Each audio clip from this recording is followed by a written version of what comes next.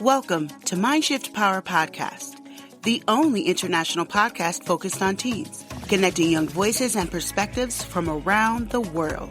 Get ready to explore the issues that matter to today's youth and shape tomorrow's world. I'm your host, Fatima Bey, the Mindshifter. Hello and welcome, everyone. Today we have with us Dr. Ed Daube, and he is the emotions doctor. He is out of California.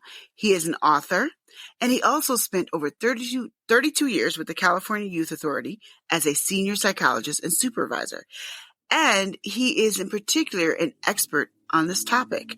And we're going to take a real deep dive into this topic, and you're going to love listening to him. So how are you doing today, Dr. Daube? I'm doing great, Fatima. Thank you for having me. Thank you for coming on again. So I like to dive right into it. So let's start off with explain to us, Mr. Emotions Doctor, what are emotions? Well, that's an interesting question, and it's a topic that most people do not understand.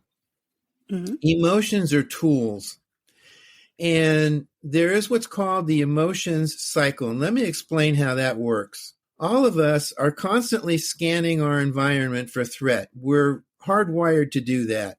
And when we lived in caves, that worked because all threats out there were going to kill us. They were survival threats. Most of the threats today are psychological threats, and that's different. Yeah, so the way the emotion cycle works is we automatically scan our environments for threats. And when we perceive a threat subconsciously, the amygdala sets us up for what's called fight or flight. And then when that happens, you feel the emotion and your body is ready to deal with whatever the threat it happens to perceive. That's the emotion cycle. That's the way it works. And that part of the cycle is subconscious, and we have no control over it. And because of that, the myth is that our emotions control us and we don't control them. And it's only true for the initial reaction to the perceived threat. Now, since we are far evolved beyond our cave people, the emotion cycle continues because now we have the option of taking a look and assessing what's going on, whether the threat is real or not. So part of the emotion cycle is you perceive the threat, you react unconsciously, and then you have to train yourself to take a step back physically and take a deep breath, which lowers your arousal level. And now you can move into mastering that emotion. Let me state that again. Once you feel the emotion, you then manage it by taking a step back physically from the situation, which gives you physical safety, and then taking a deep breath. Once you do that, now you can move into emotional mastery because now you have the option of using the thinking part of your brain, which is the thinking part of your brain, the cerebrum, and you can now ask, what is going on? How real is the threat? When you do that, you have the option of either continuing to act as if the threat is real if it is, or choosing not to take action. That's mastering the emotion. So that's the emotion cycle. When you understand that every emotion has a specific message, the message of anger is there's a threat out there, and I can overcome that threat by throwing enough force at it. Anger prepares you for war, as opposed to an emotion like anxiety, where the message is there may be a threat out there, and you have to assess whether or not the threat is real and whether you want to take action. So every emotion has a specific message. When you understand the message, you can choose to assess whether the threat is real and what you're going to do about it, if that makes sense. So I want to clarify something. So you say a perceived threat when it comes to anger. So what if I'm angry about an injustice? Okay, that's a good question. You have to ask yourself whether or not the injustice is your perception that something's wrong or is in fact a real threat. Whether the injustice is real or you've imagined it because you misunderstand what's going on in the situation, because you've misperceived what's going on. In other words, you initially see it as an injustice, but there is no injustice, in which case you choose to step back, stand down, and do nothing. But if you look at it and there's a real injustice, now you have to decide, what can I do to eliminate it? And then you can take the action that you choose to take, if that makes sense. It does. I want to use an example. You disrespected my mother, and now I'm angry and I want to punch you in the face. Where's the threat? Where's the threat in that? The threat is to your value that says, my mother deserves respect, Yes. and you need to give it to her. Now, the question is, have I done something to disrespect your mother because I misunderstood what she was saying, or because maybe she provoked it? And that's what you have to look at. Yeah, you're absolutely right. Yeah, because if she's done something and I'm reacting to that, perhaps I'm overreacting, perhaps I'm not reacting strong enough. So that's what you have to take a look at. What is the initial action that led me to disrespect your mother? Where did it come from? Was it my misperception, or was it something that your mother actually said? Because maybe my anger at your mom is justified, or maybe it isn't. And that's what needs to be assessed, if that makes sense. Absolutely. And I asked you that so that you could clarify that a little deeper, because although I know what you're saying is true, that it is a perceived threat, sometimes people are like, well, I have a right to be mad, and they don't realize where the threat is in that anger. So you just broke that down within the example that small example that I gave. Yes, but Fatima, they do have a right to be angry. Mm-hmm. And let me explain that. Anger is always valid in that it's based on how you perceive your world. It isn't necessarily justified because it may be a misperception, and the actions you take when you're angry also may not be justified because they may be too extreme. But the anger is always valid. The anger is valid, but just the piece that I was talking about was the perceived danger. Yes. Or the threat, rather. You use the word threat.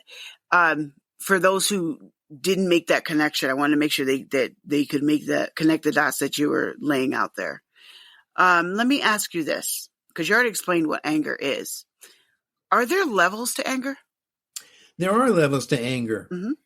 You can be angry, or you can be annoyed, which is a lower level of anger because you're annoyed at a threat. You can be angry at a perceived threat, which means you're ready to go to war, or you can be enraged, which means you're ready to kill somebody, proverbially. Right. So there are different levels to anger. And I think it's important to point that out, because sometimes people think everything is one thing, and it's not. And it's important, if we're dealing with someone who's angry, or we're angry ourselves, to understand that there are levels, and that makes a difference on how we handle it. And there's I was going to say, there's also something about the different levels. When you're annoyed, you have the option of choosing a different response. When you're angry, you have a choice, excuse me, of choosing a different response. When you're enraged, you're not thinking to a point of making a different response. You're going to take action.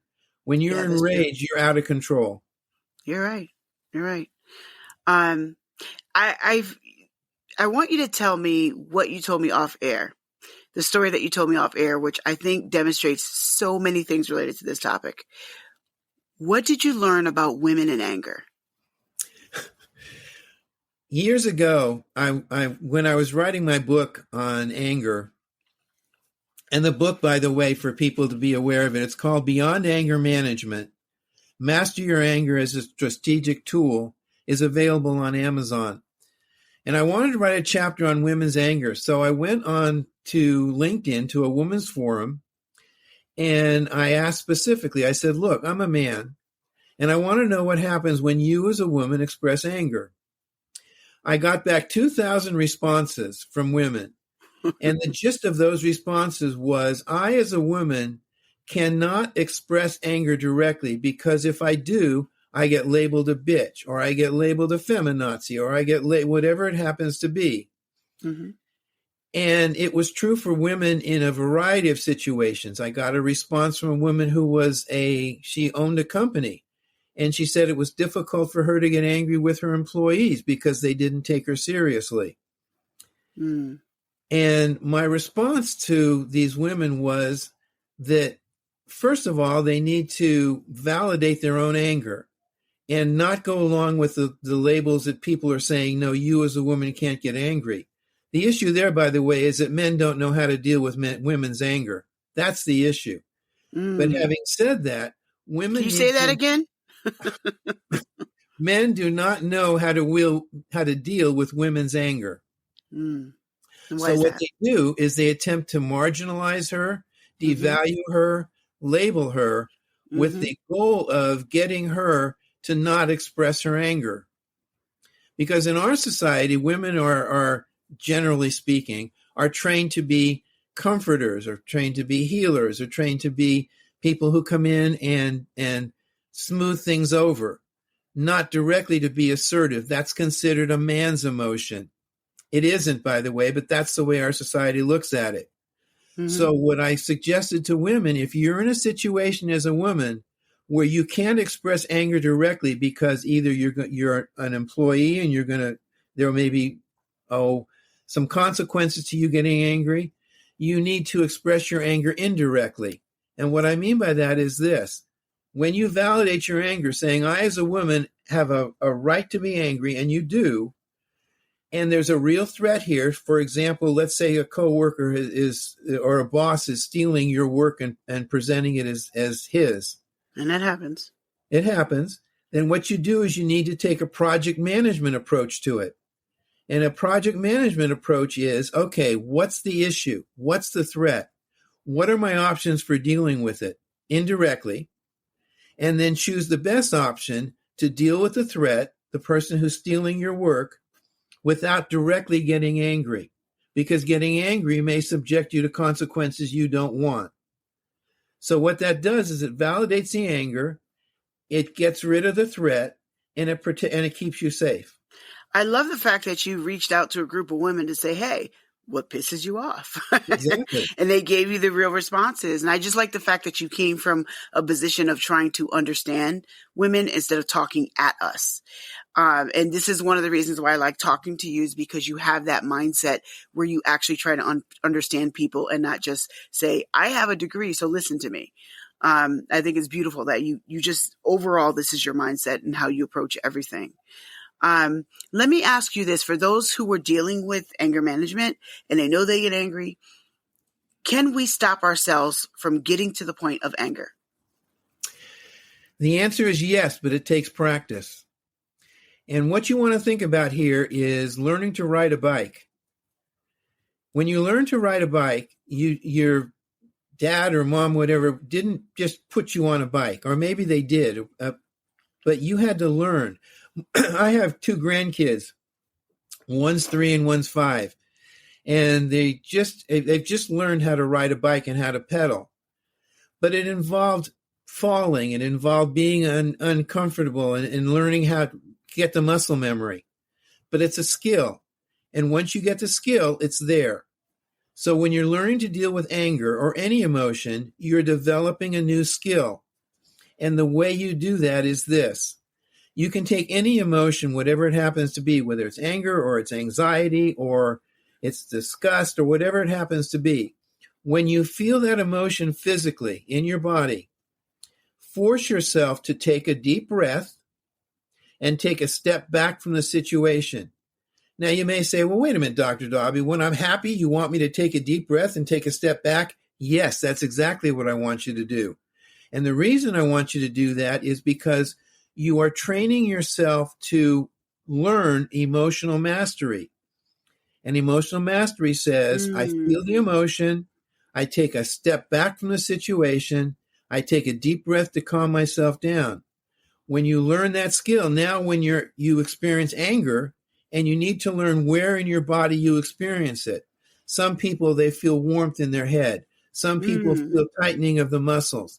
Okay. You need to learn what your specific physical reaction to anger is. And when you feel that, you take a deep breath, which calms you down psychologically. You take a step back from the situation, which creates physical safety between you and the other person. And then you can say, what's actually going on here? How real is the threat? If the threat is indeed real, then you need to plan what you're going to do to neutralize it. If it's not because you've misperceived, perhaps you say to the person, what did you mean by what you said? Or what was going on? What led you to do that? So now you have information. You can say, oh, I misunderstood what was happening, so I'm going to let the anger go. I'll give an example not from anger, but from anxiety. I taught in a college here locally in California, and I was leaving work to go to my class, and I experienced what I recognize as anxiety. My stomach was churning. And so I thought about it. I said, wait a minute, what's going on here? My anxiety is telling me there's a potential threat in the future, a maybe threat. So I said, is everything okay at home? Yeah. Is everything okay for my lecture? Yeah. When I decided everything was okay, I chose to ignore the physical sign, which was anxiety. I said, I don't know, maybe it's gas or something. I don't know. But that was mastering the anxiety. Now with anger, if I'm getting angry, I need to take a deep breath, take a step back and say, what is the perceived threat? The perceived threat is you have disrespected me. So I'm going to ask you, what exactly did you mean by that? I'm not going to assume that you are actually disrespecting me because you may not.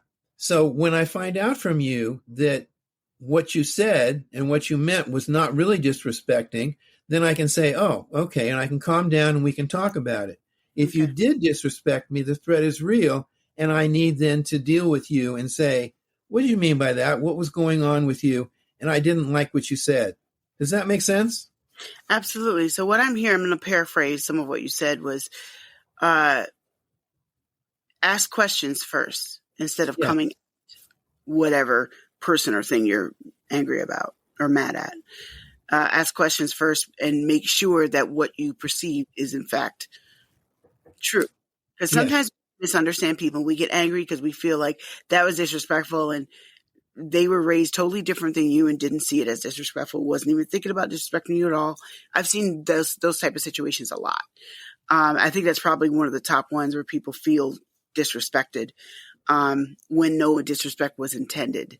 And sometimes there was, and I think that's different. But I think first we need to assess, did they really mean to disrespect me, or are they really just coming from a different place? Exactly. So what you might then do when you ask questions is you might get an apology as opposed to going to war, and now you're going to get slugged.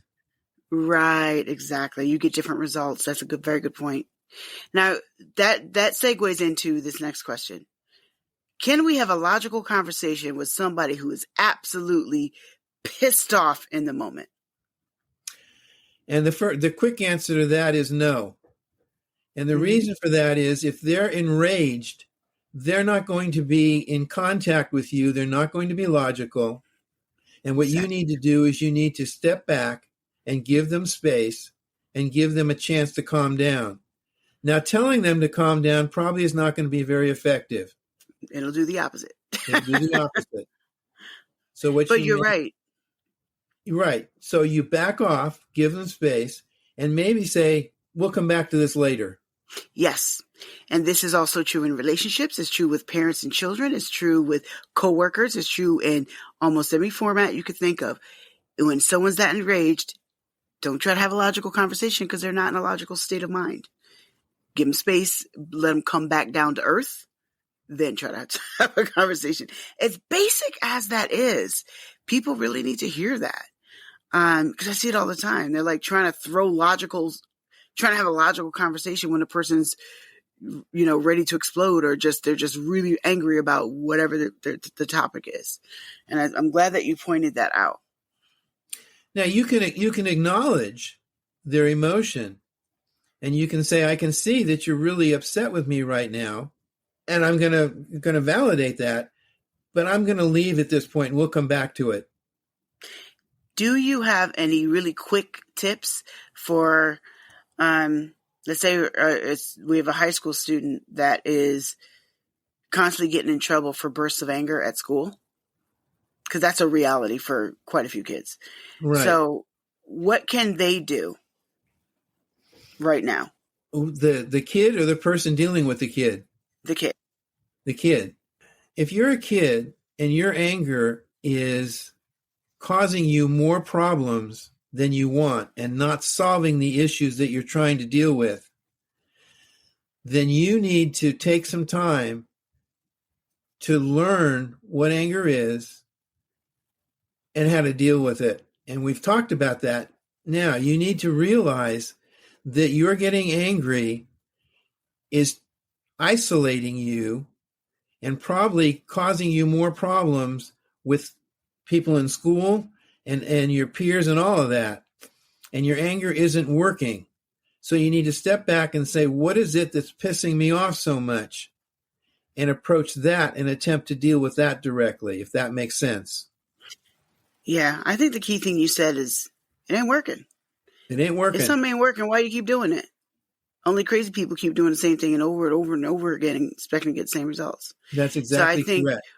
While if you're listening and you do have an issue with anger, while you're in a calm, logical state right now, assess exactly what he just said. What makes you so angry when you're in the classroom and somebody says something? Is it because you feel disrespected? Is it deal with the core issue of what's making you angry, because then you can get over it instead of staying under it and move on to something else. Right. Fatima, let me clarify that a bit for you. Because when you say what makes you angry, that's a myth. And most people believe that something outside of themselves is what's causing their anger, and it isn't. What's causing the anger is their perception of threat.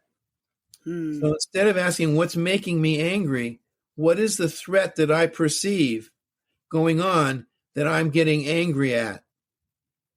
And the reason why I clarify that is because it puts the responsibility for the anger back on the teen. Good point. Very good point. It's their perception of what's going on, which may or may not be accurate. And that's where the assessment comes in. I have a right as a teen to get angry, but I also have the responsibility of taking a look at my perceived threat and whether or not it's real.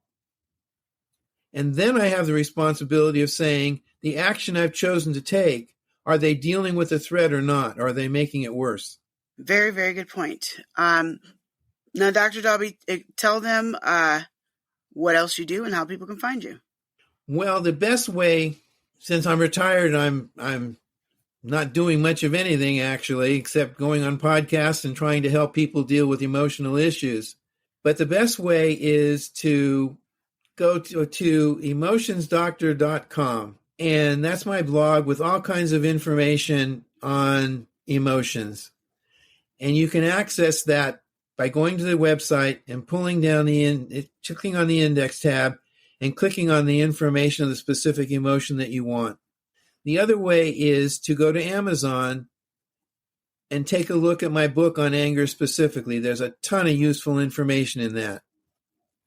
It's an audiobook, it's a physical book, it's all on Amazon. And again, the book is called Beyond Anger Management, Master Your Anger as a Strategic Tool, and it's on Amazon. Well, Dr. Daube, thank you for coming on and having this conversation. And I hope that this episode plants some thought seeds in those who really need to grow their garden of balance. And once again, thank you. Thank you for having me. I hope it's been effective. And now for a mind-shifting moment. For everyone listening out there, if today's episode was about you, I'm talking to you right now. While you're in a calm and logical state, I want you to go back and listen again to this entire episode and begin to implement some of the things that Dr. Daube talked about. Because when you're angry, you're not going to be logical and you're just be in your feelings. But the truth is, if you really want to start solving the problems of getting the results and after effects of your bursts of anger, you really want to stop. If that's you, go back and listen to this this episode again and begin to implement everything that he said, because you can overcome it instead of staying under it. Thank you for listening. Be sure to follow or subscribe to Mindshift Power Podcast on any of our worldwide platforms, so you too can be a part of the conversation that's changing young lives everywhere. And always remember, there's power in shifting your thinking.